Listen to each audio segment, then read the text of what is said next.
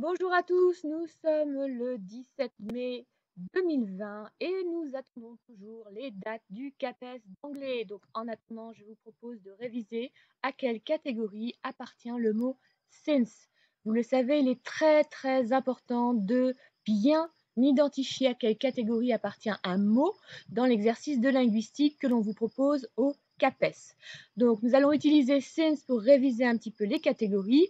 Since étant tout particulièrement intéressant puisqu'il peut appartenir à 3 catégories. Il peut être préposition, il peut être adverbe, il peut être conjonction de subordination.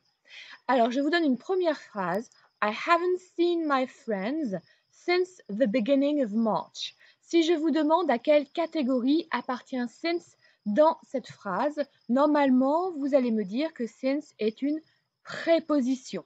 En effet, quand vous dites I haven't seen my friends since the beginning of March, vous faites suivre since du groupe nominal the beginning of March, ce qui signifie que le petit mot since est préposé, c'est-à-dire posé devant un groupe nominal.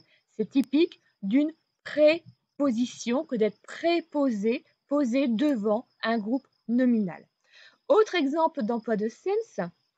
I saw her last month. I haven't seen her since. Je m'arrête là. Je ne dis pas since last month. Je dis simplement since. Dans ce cas-là, nous allons dire que since est un adverbe de temps, mais un adverbe. Ce n'est plus une préposition puisqu'il n'y a pas de groupe nominal posé devant since. Maintenant, autre exemple. I haven't seen him since he got a new job. Quand je dis I haven't seen him since he got a new job, vous remarquez tout de suite déjà que j'utilise une phrase dans laquelle il y a deux groupes verbaux. Le premier, c'est haven't seen. Le deuxième, c'est got. Et donc, since introduit en fait ici une proposition. Since he got a new job, c'est une proposition subordonnée, adverbiale, circonstancielle de temps, qui est circonstant de temps du verbe principal see. Since he got a new job étant une proposition subordonnée, adverbiale, circonstancielle de temps, eh bien, nous allons dire que since, qui l'introduit, since est une conjonction de subordination. Since ici est une conjonction de subordination à sens temporel, mais vous savez qu'il existe aussi la conjonction de subordination since à sens causal. En français, la première à sens temporel sera traduite par depuis, la deuxième sera souvent traduite par puisque. Je vous en donne un exemple. Do it yourself, since you are so intelligent. Do it yourself, since you are so intelligent. Phrase contenant à nouveau deux groupes verbaux. Do, verbe principal, et are, verbe de la proposition subordonnée introduite par la conjonction de subordination since. Since you are intelligent, c'est votre proposition subordonnée adverbiale circonstancielle de cause. Fais-le toi-même puisque tu es si intelligent. Since ici est une conjonction de subordination à sens cette fois-ci causal. Donc vous voyez que since peut effectivement appartenir à trois catégories.